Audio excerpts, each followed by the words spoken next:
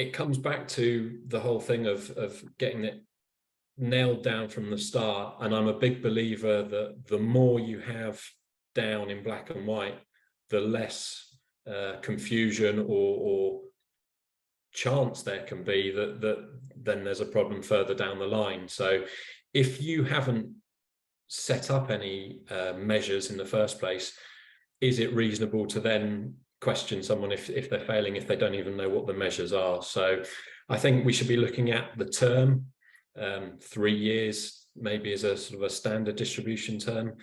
We're going to be looking at payment terms, always can be a sticky one.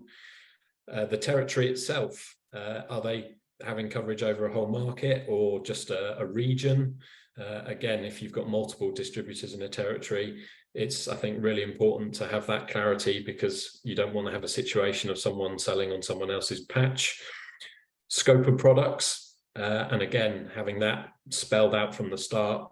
If it's a full range, at a seam we have over 50 products, and I don't believe that a single distributor would be able to sell all of them, and indeed I probably wouldn't expect or want them to. So which product ranges are they selling? Then in terms of the product registration is an interesting one. So if in the territory there is a regulatory requirement to have the products or the brand registered, whose name is that under? And I'm thinking of a specific example where I experienced where the agreement was signed up and the distributor went to all the trouble and the cost of getting the registration process done, which was quite onerous in Brazil. And then there was a change of ownership somewhere down the line. And at that point, it becomes quite a sticky thing to say, well, is our product registered, or is it you as the local distributor who were authorized to import that product? So giving yourself the ability to transfer ownership of regulatory or product registrations is a really good one.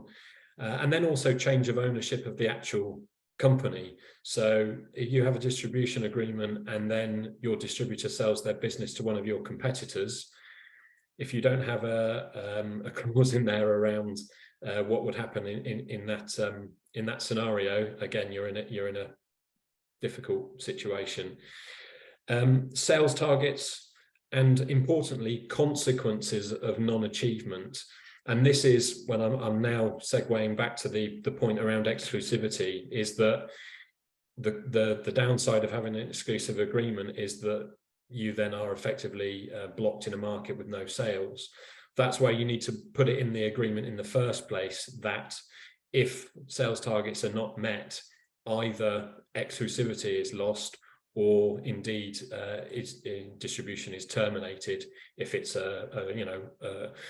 something that's not then resolved, or steps aren't put in place to improve the situation. So those are the things that I would absolutely want to have nailed down.